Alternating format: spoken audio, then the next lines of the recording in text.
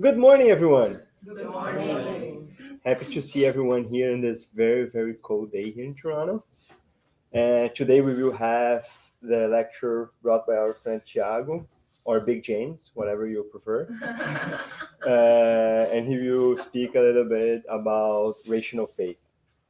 But before that, our friend Raquel will do the reading and Mary will do the prayer.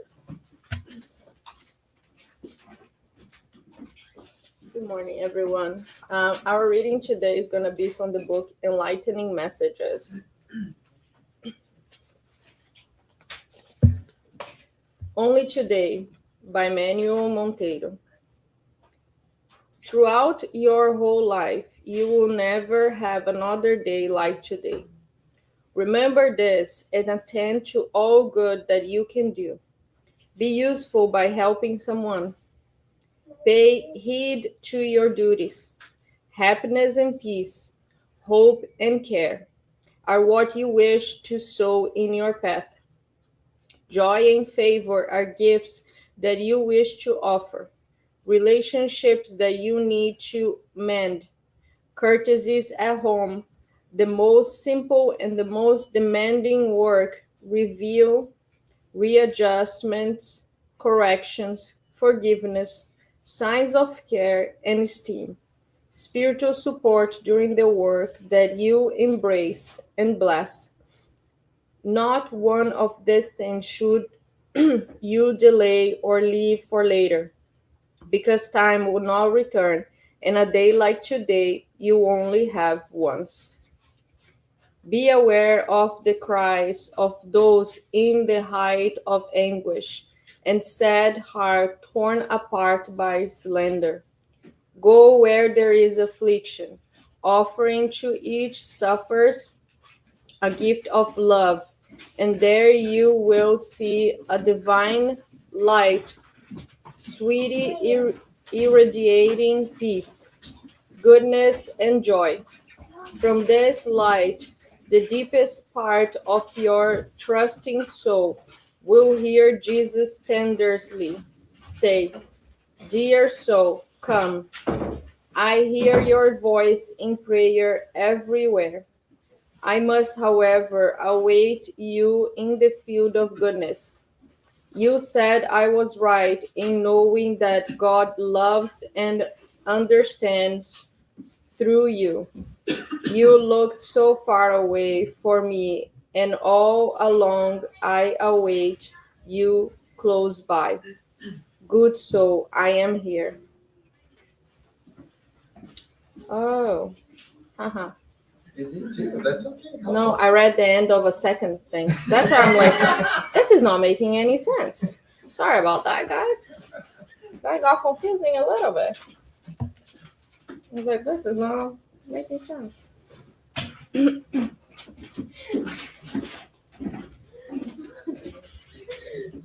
Well, let's close our eyes. And let's open our hearts and our mind to all the blessings that we are receiving today here. And let's try to embrace all this good energy. Now let's open our minds, the words that we're going to listen from our friend Tiago, and have this knowledge passed to all of our friends and our colleagues through this week. So be it.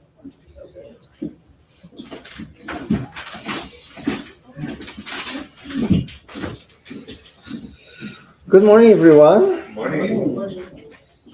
So I remember what people talk about, especially when they talk about me. So when you say that I'm the big Tiago, because I'm older, is that the reason?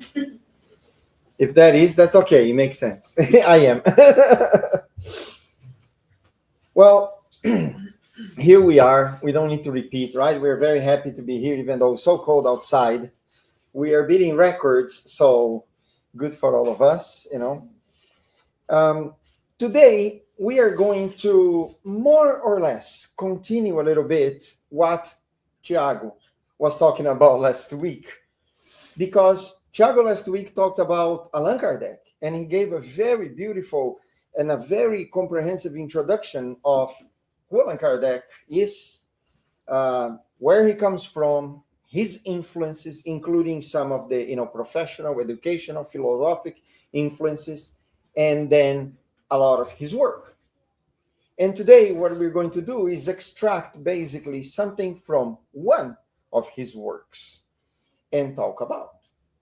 And it is very refreshing to read Allan Kardec, especially in the times, let's say today, where we are so potentially confused with so many messages, so much influence, so many different opinions all around us. There is an explanation for everything. There is any path that any of us can take.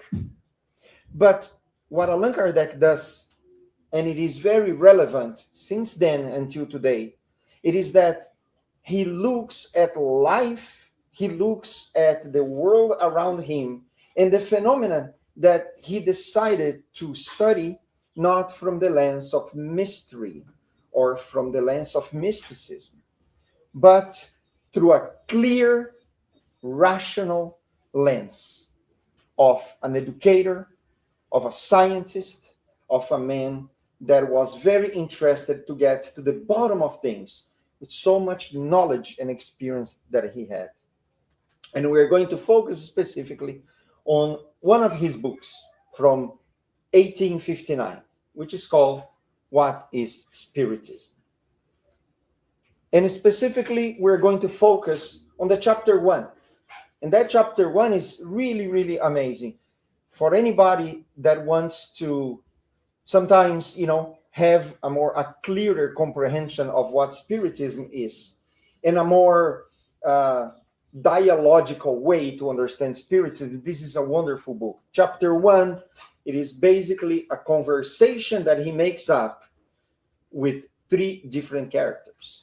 So he creates that based on the experience that he had discussing and having dialogues with so many people that searched him in search for answers for questions that they had, and also for those who were skeptic, for those who didn't believe, for those who had lots of doubt, and especially for those who wanted to talk to him to try to combat his ideas as well. Those who were very defensive against Spiritism. But Allan Kardec does that with such clarity, without judgment, with a very genuine interest, not only to educate them in the way that he could, but creating then a book about it. He wanted to educate everybody.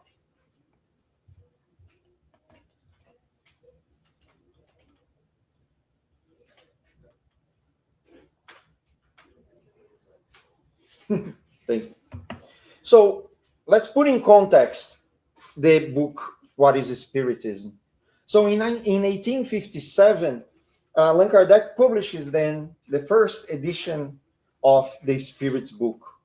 So as we all know, it is the philosophical aspect. It is also a book of basically of questions and answers. And if anybody is curious, the internet provides that. If you go to the very first edition, the edition in French, it had 2 columns.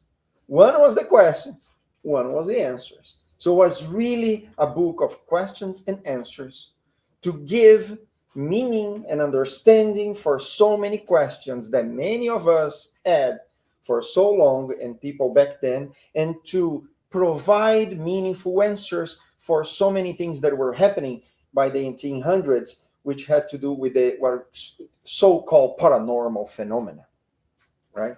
And then after that, 2 years after, he decides to publish this specific book, What is Spiritism? So imagine that between 1857 and 1859, probably there was a lot going on.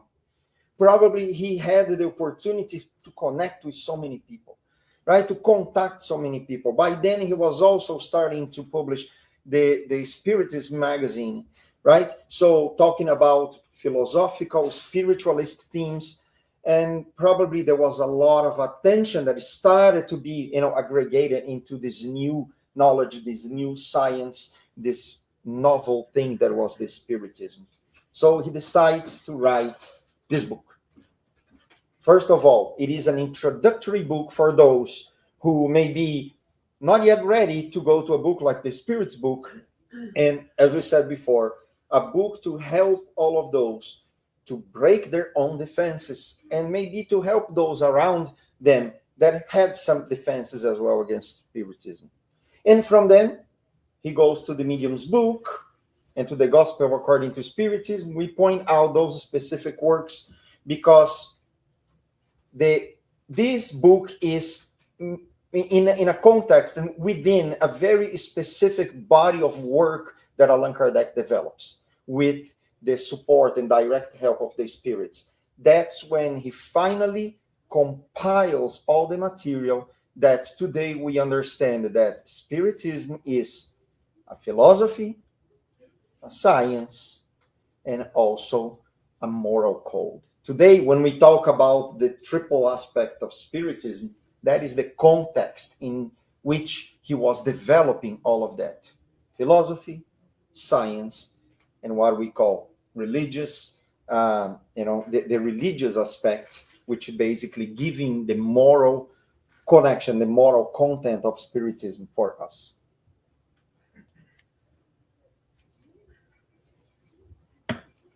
So it was published in Paris, and the early critics were up from the very beginning. Even Allan Kardec in the beginning, as Thiago said last week, he was not necessarily so interested. He thought it was just something that would pass, all those phenomena, the turning tables, and those communications that didn't have explanation. But he had already published the Spirit's book. Maybe people were confused. You can only imagine with something new like that happens, with this big book of questions and answers that if people didn't know where they were coming from, right? So then it was designed to be handed to very curious people, but also very skeptical people, to what he called clear misconceptions for those who potentially could then dive deeper into what the Spiritism is. So, very briefly, that is the context of the development of this book, to understand that Allan Kardec, as a very astute man, he had a very important purpose. In the middle of all this body of work, release some very small books. And that is not the only one. If you think about Spiritism in its simplest expressions, for instance, more or less in the same time that the Spirit's book was being launched, there was a practical manual as well for the communication with spirits. So then he also had those booklets on the smaller materials that were specifically designed probably to those who he understood were a few steps to dive deep into Spiritism, not necessarily quite ready yet. But probably many of those who read this book ended up going to the most comprehensive body of work. Also, if we think about the importance of the book for the world, the original language was French, but then it had such a wide reach, and it had 8 different editions throughout the years until 1869. So during those basically 10 years, he had 8 different editions, to see how widespread this book was and how much interest of this book. Also, this book was translated to English, Spanish, Portuguese, Czech, Dutch, Esperanto, which was translated by the Brazilian Spiritist Federation, and to Italian as well. Those are just out of curiosity some of the covers. This was basically the first edition. This was actually the last of the French editions that were published from 1859, and this one is from 1869, and from then on widespread all over the world, which means that it brings a legacy. And today it is a very well studied and promoted book in many spiritist centers all over the world, except exactly because of how accessible it is, how direct, and how important it is for us to use that method, that dialogue method, to teach, which was very much what Allan Kardec did. Okay, let's think about a little bit deeper about the influences, especially the educational influences that Allan Kardec had that helped him to create this work. This is important for us to understand that, because as Tiago said before, Allan Kardec was a man of his time. He was influenced, and he studied, and he learned, and he developed a lot of a body of work, not only for the Spiritism, for the education in general. And he had very important influences that really are very present in all of his work, specifically in this work called What is Spiritism? So the first one, we know, and Tiago spoke very well about that, it was Pestalozzi, who was the German educator, who was a visionary, who was one of the pioneers of basically, children's education, the one responsible for, the development of what we call kindergarten today, and one of the pioneers also of understanding how to reach people where they are. It was a very important concept that was novel at the time. So you can imagine how important it is to have that influence for Allan Kardec. And Pestalozzi had a very interesting method of inductive reasoning, right? Moving from the visible to the invisible, starting with the things that were around us and move to abstract them. And that's what he does with this book. And also, here we have Socrates. And that is very important because the Socratic method, right, or the Maiotic, it is bringing truth through dialogue and through questioning. So it was the dialogue format that was very present in Socrates' works and Socrates' philosophy that Allan Kardec brings to this specific book, because he understood that that is a very effective way to bring the truth from within us, to bring knowledge and to bring understanding through dialogue and through questioning, breaking down those questions to make us look within. So the very first chapter of this book is basically 3 dialogues, and that is not a coincidence. So he creates those dialogues with the critic, with the skeptic, and with the priest. 3 interesting characters that he creates to start having those dialogues, and those characters in their own way start asking questions that the people had back in the time. Questions based on what? Simply not knowing. Simply pure ignorance, which we know that ignorance is not knowing. Some of those questions are of interest and curiosity. Some of those questions were tricks. Some of those questions were almost trying to put Allan Kardec in a difficult place where he would come into contradiction with his own teachings and this new knowledge. But he was very brilliant, astute, to answer with such clarity, again, with no judgment, not playing games with those who were questioning him, and making sure that the answers that he provided would then give a meaning and another understanding for those who even didn't want to learn anything. If you read this book, you will understand that even the questions that were made to trick Allan Kardec turned into lessons. It was really, really amazing. Again, as a disciple of Pestalozzi, using the Socratic method, and he doesn't force the truth to anybody. That is one of the first things that was very enlightening for me. Again, it is so common that in some point in our lives, having conversations with people, we attempt to convince. We attempt to point out the truth. So many people that come to us with questions, and we become sometimes tempted to try to compare and to show some reasoning, to try to tell them that we are right. Allan Kardec doesn't do that. The one who not only codifies Spiritism, but who helps to develop this incredible doctrine that today we are here trying to understand, trying to follow, trying to apply in our lives, never wanted to force this to absolutely anybody. With his respect, with his tolerance, with his understanding, he was also a model of education and a model of understanding for others. He never forced truth to absolutely anybody.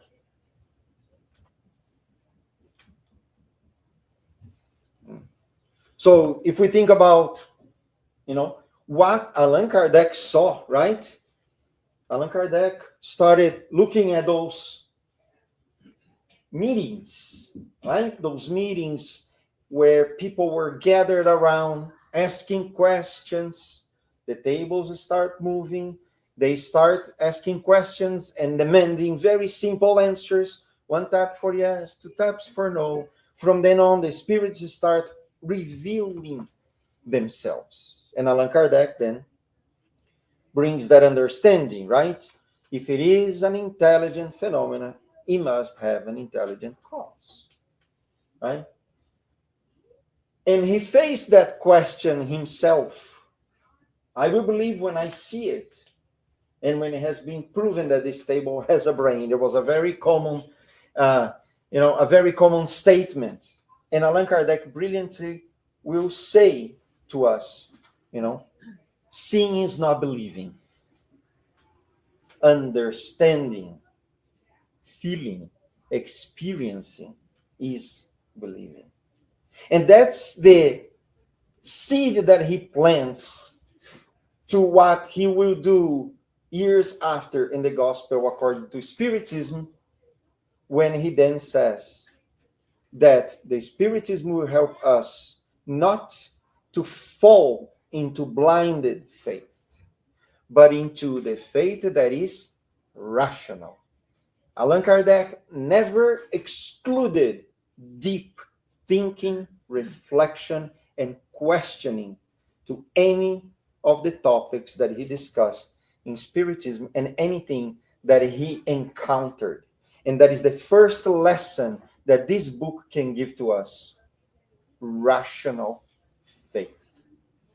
Rational faith is the one that can face all the doubts, that can face all the criticism, that can face all the questioning, and can face all the truths in all times. And today we can see that happening, especially in a time that we are living a world of dichotomy, a world of separation, a world of polarity. Faith and reason are unfortunately part of that split that we are living. The rising of fundamentalists, the rising of skeptics. Allan Kardec, already speaking in 1859, understood that. And today we have important tools in our hands to not to fall into this world of polarity. Rational faith is the path that brings it all together and can help us to not be as split, separated, and polarized and against anybody or anything. That is the first lesson, at least, that I took from this book. And I hope that this is something that makes sense for everybody as well. And then it is very interesting because in this book, in the dialogue specific with the skeptic, right, he starts to develop in a beautiful way many of the terms and definitions that we use in our studies, in our lectures, in the mediumship meetings. We do that all the time. And one of the most interesting places where we can find clarity in those definitions and what they mean It is in this book, specifically in the dialogue with the skeptic in the chapter 1. He explains, for instance, the definition of why he called Spiritism, right? When he starts talking about the difference between what the spiritualism was, which was already very well defined, but creating that body of, the doctrine of the Spiritism, specifically talking about the existence, the presence, and the influence of the spiritual world and the spirits themselves in our lives, and the relationship between the material and the spiritual world, and the clarity that he brings explaining that. It is amazing. Also, he introduces to the skeptic the notion of the perispirit. Why does he do that? Because some of the questions that are brought to Allan Kardec are, what about ghosts? People talk about ghosts. Are we influenced by them? Aren't they the demons? Aren't they the all evil spirits? Why do we see those presence? Why are those things happening? How can we make sense of that? Is this charlatanism? Is this a lie to scare people? Is this a mechanism to exploit people and take money? Because this was all there. And he then brings the notion of the perispirit exactly to help people who didn't understand yet the ghosts that we call, ghosts are not anything magical, but that is how the spirits act in this world. That's how we act through our thought in this world as well. That's why spirits can communicate. And also explaining that if what they called back then magic, mysticism, or anything that was supernatural, it was simply because the laws were still unknown. So not only he starts giving that explanation, but he starts giving us the notion that what is unknown is not necessarily supernatural. What is unknown is there to be known. What is not known is an open door for us to become curious, to become interested, and to become knowing.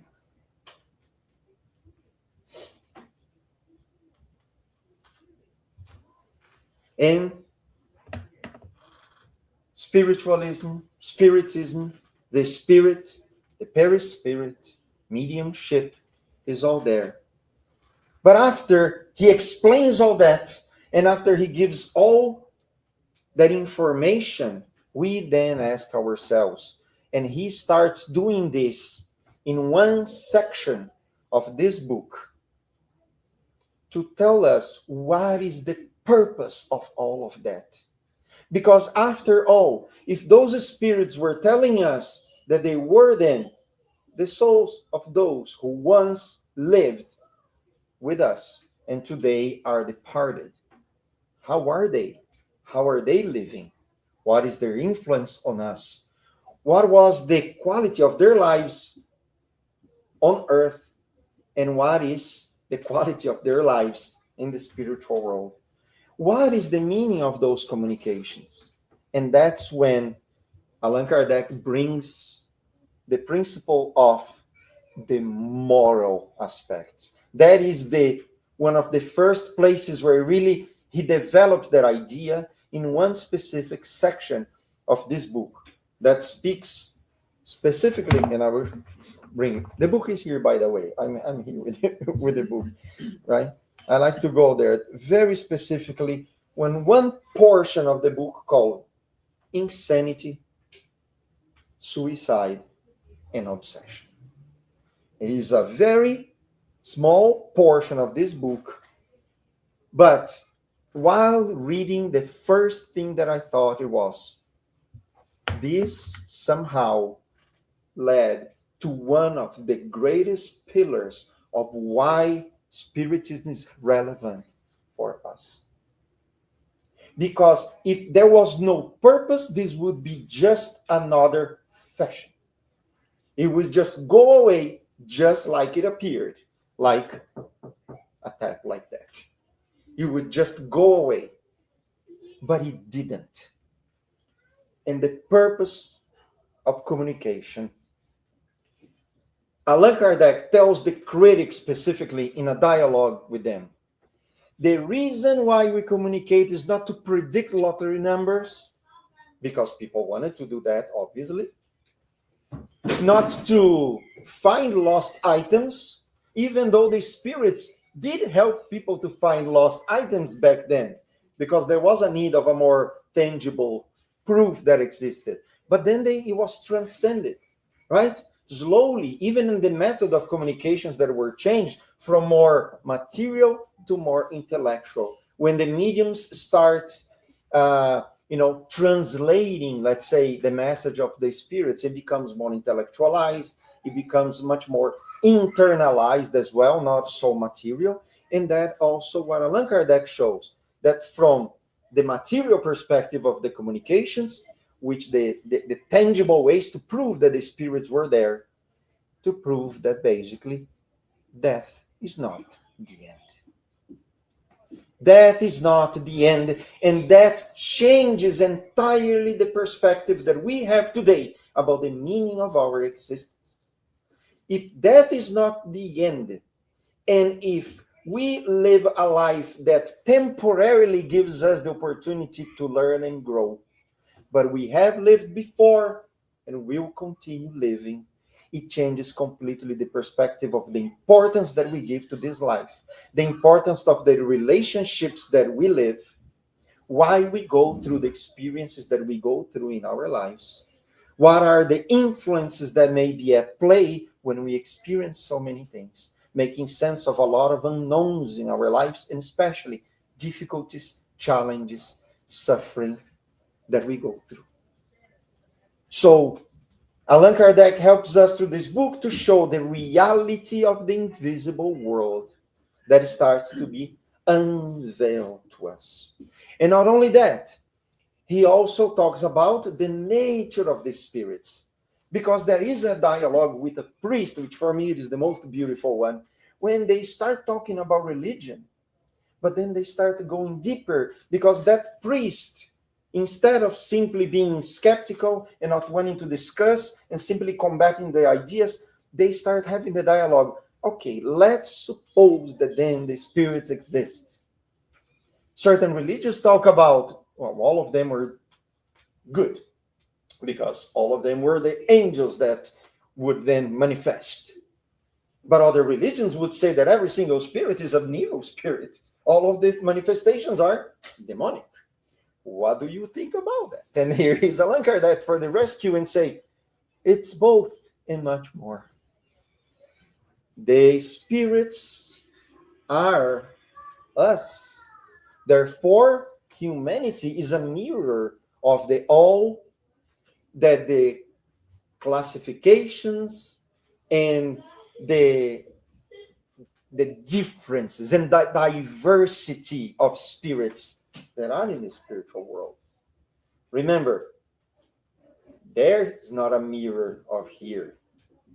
Part of that understanding is here is a mirror of there.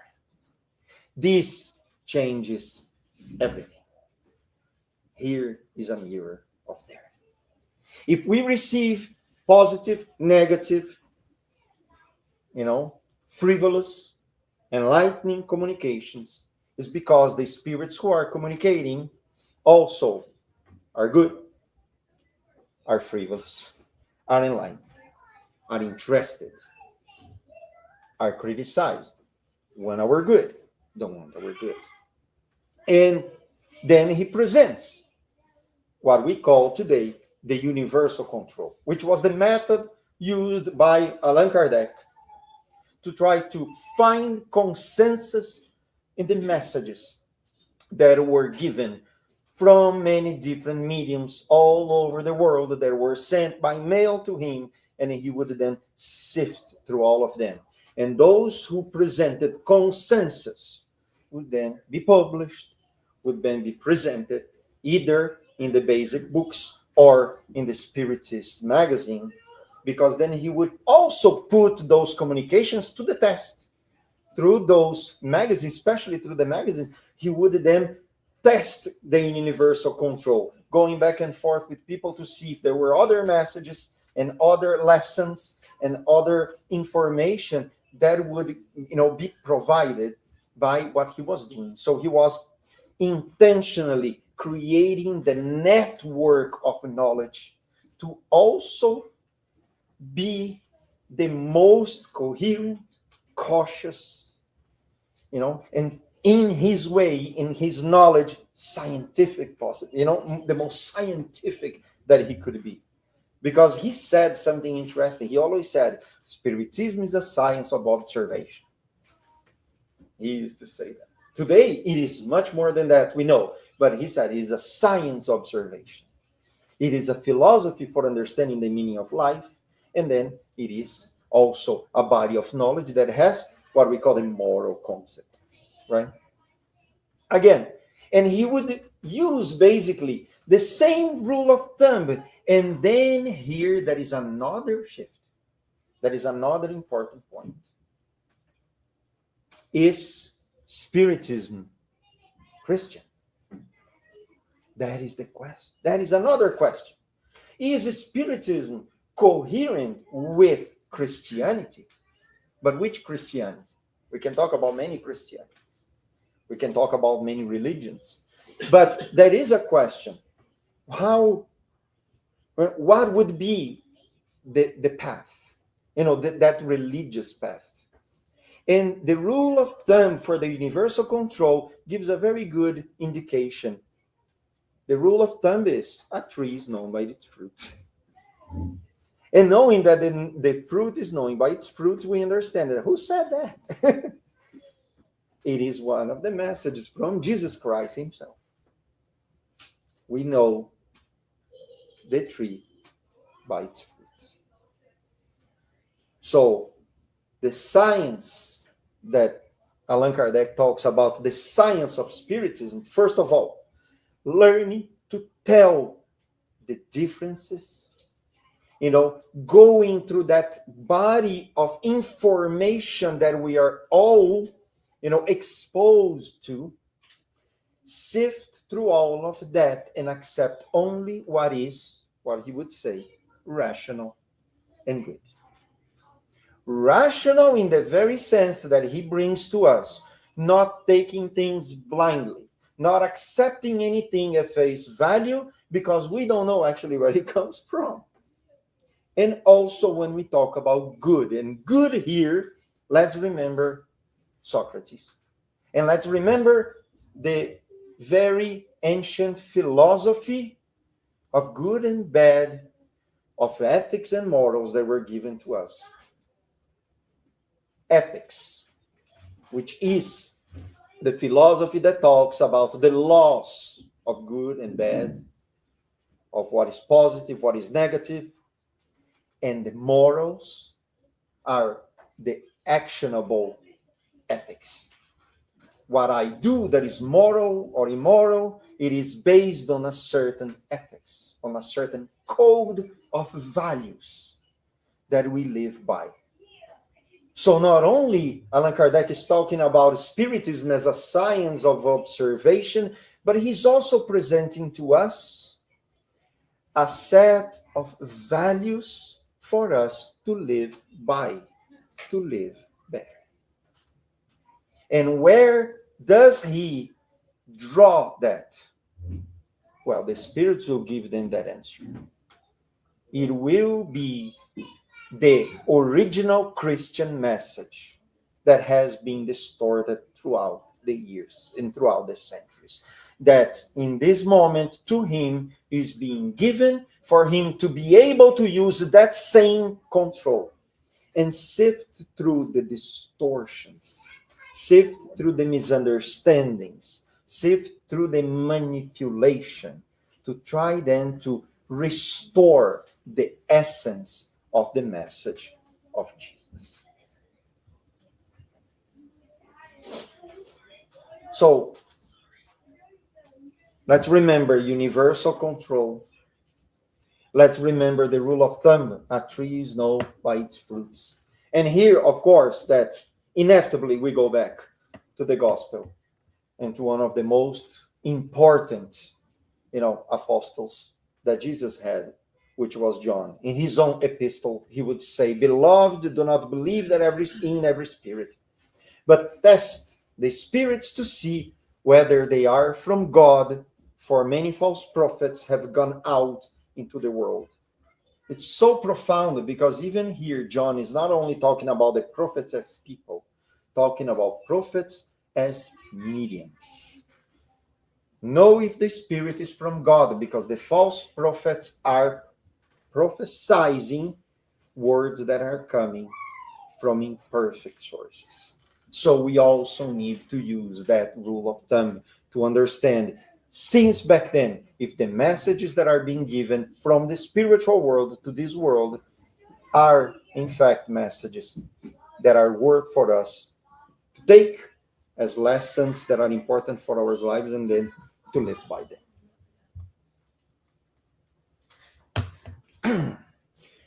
Here, when we talk about that very specific tiny little portion that brings then not only the purpose of communication, but the moral purpose of spiritism in our lives.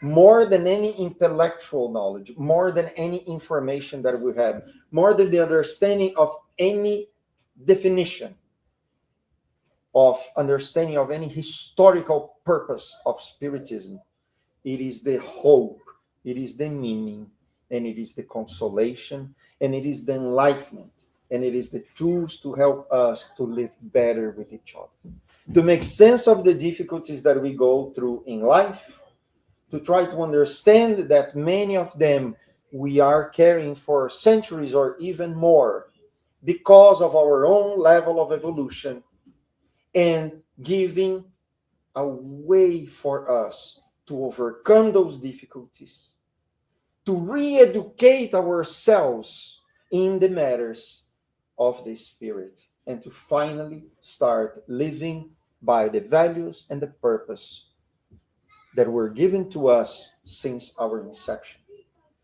We are created all simple and ignorant, tending to purity and perfection and pure loving nature. Here lies the importance, the essence, the power of the doctrine. Why do people suffer? Without reincarnation, there is no justice. With reincarnation, suffering becomes what? A temporary lesson. We understand that it is a detour from our course of growth and learning of evolution. And sometimes pain becomes what? The alarm for us. That we are to go back and to return to the course, to live by that moral code, which in the Spirit's book, it is there, the divine laws. Kardec also argues that knowing about those laws, knowing about through the communication with the spiritual world, that we would then, what he would say, combat the materialism. The idea that if we only have one life, each one on their own, there is no need to care for anybody else. There is no need for trying to live a better life and understanding and forgiving and tolerating. Without that information, there would be no meaning for the effort that we put to live a better life. So through those dialogues, he would say, moving too fast in life, shortening your lives. He never spoke about being a crime. He spoke about being a mistake. A mistake because you will need to redo it. Shortening your life doesn't kill your problems. It kills the opportunity to solve them today. That's what it kills. And you will return and you will awaken with the same anguish, with the same regrets, with the same problems, and you need to be ready to restart. And he also talks about the problems that come from that misalignment.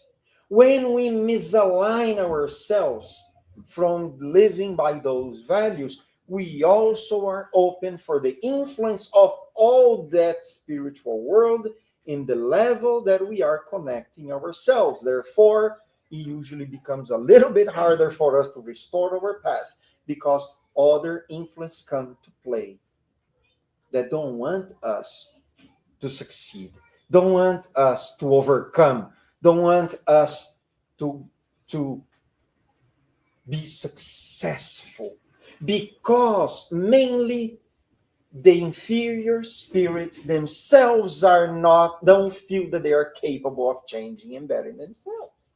Therefore, every time that we look at something that we cannot do and we see others doing, there is two things mainly that happens with us because of our inferior nature: jealousy, envy.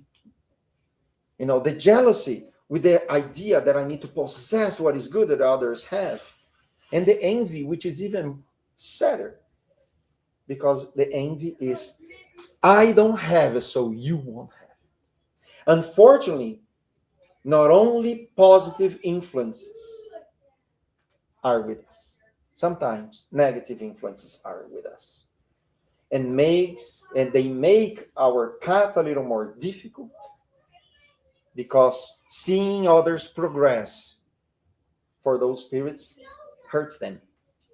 So because they are hurt, they hurt. So we remember, sometimes when we are hurt, we hurt. Because they are not they are us. In the same way, we are a mirror of them. Right? So we think about the prevention of suicide, shortening our lives, the prevention of what is called, insanity. Allan Kardec back then had a very specific understanding about mental health problems, and he said maybe that understanding, is very positive. And he also cautions us, be careful not to hyper focus in one only thing. He was actually cautioning us against fanaticism, against blind faith, against not thinking about what you believe, and what he would call the single focus, that what today we call that mono idea, that is very common in cases of obsession as well. When spirits are hyper focusing only one idea, they usually detach themselves from everything else, and they turn within themselves. And that's what he's also helping us to prevent. That we don't lose connection with everything. Don't lose connection with the sources of growth and learning and education and relationships, because they are all here for us to continue growing and learning and progress.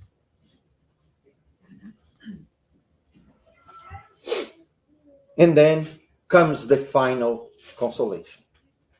We're coming to the end. We're coming to the end. How can we put it all together? How much more sense can we make? One tiny little book that, comparing with those books, is relatively small. We didn't leave the first chapter, folks. We didn't leave the first chapter.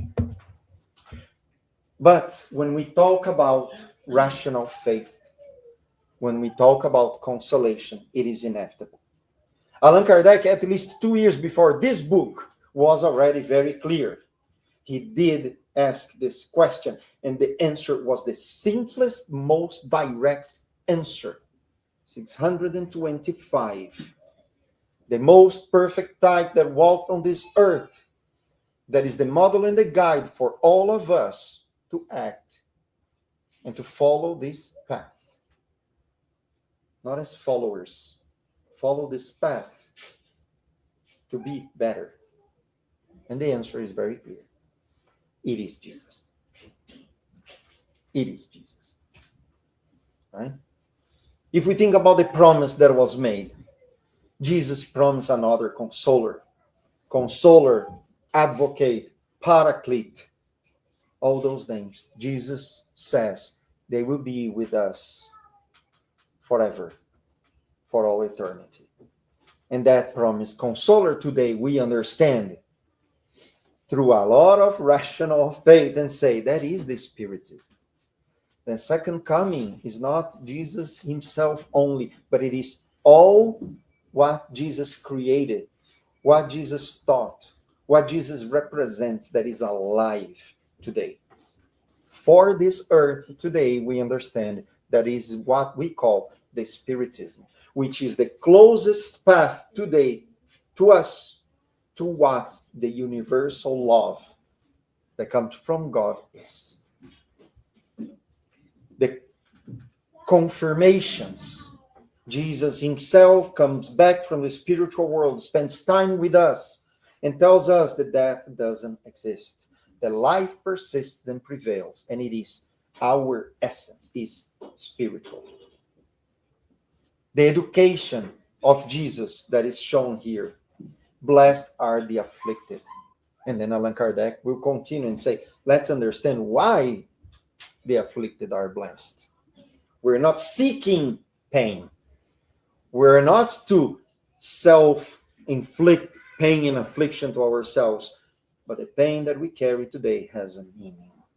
And we can live better through understanding, through doing everything that we can to overcome, and not only that, to looking at the pain and affliction of others, to practice something that we also have within us, that today in modern science we call empathy. And through the rational faith that can face the faith, that can face reason at all times, that doesn't run away from reason, doesn't run away from questioning, doesn't feel guilty by questioning. As Spiritists, we learn that we are free thinkers, which means we can question. We can study. That's why we have study groups. We don't have simply prayer groups. We don't have simply passive methods of taking it on. We think, we reflect, we comprehend, we make sense. We try to make sense of this for our lives. We try to make sense of this for society. Right? We always must address the faith that we receive, the possibilities of hope and consolation in the best possible way that we can. But undeniably, Allan Kardec brings to us that conviction that the Spiritism is the fulfillment of the Comforter promised.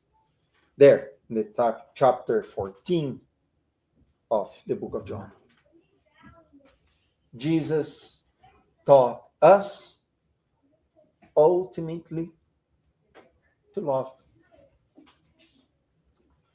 And that love for Allan Kardec is a law just like gravity and just like the novel electricity back then. Love is a law. Love is the law that moves us forward. Love is not an imposition. Love is not a comparison between who is better or who is worse. Love doesn't belong to comparing myself to anybody. Doesn't make me superior or inferior to anybody.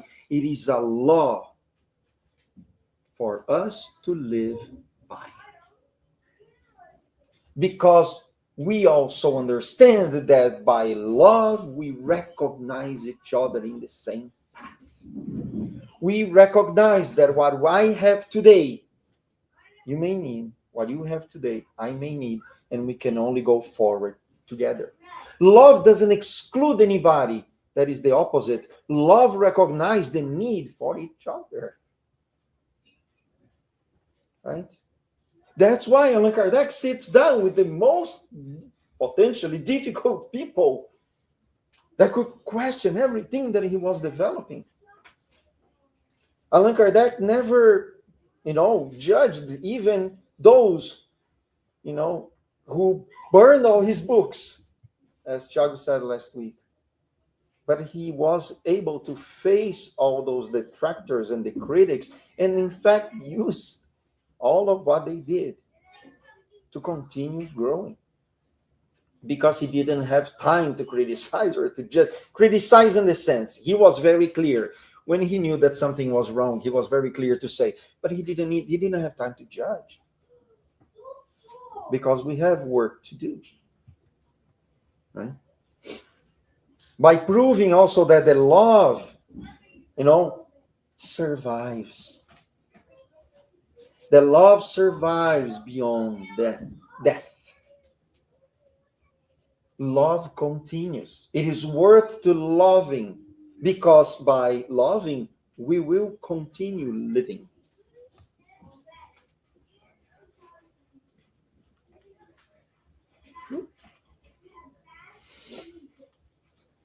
Please. There.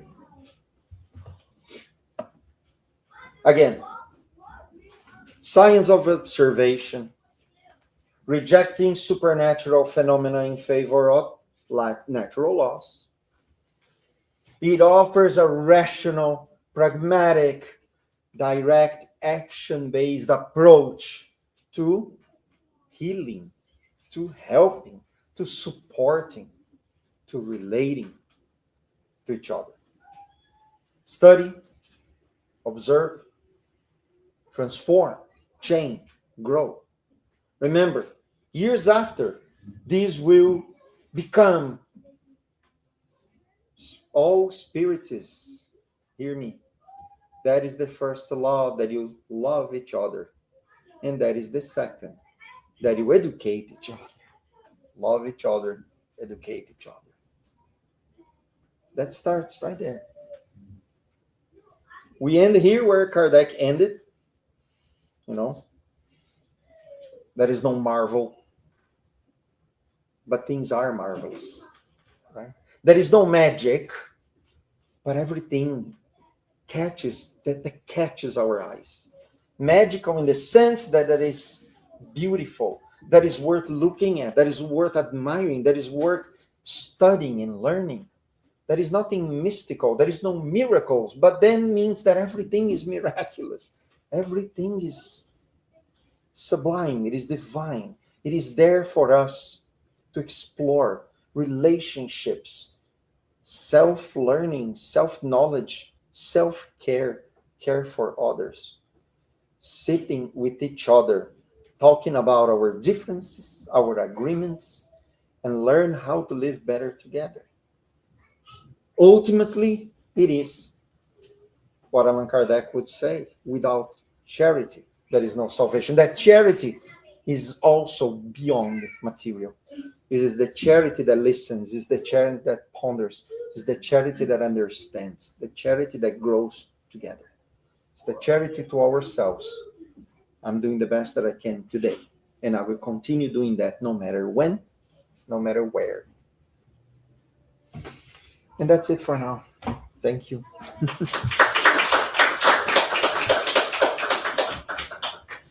As far as I understand, it is question time. We have one comment online.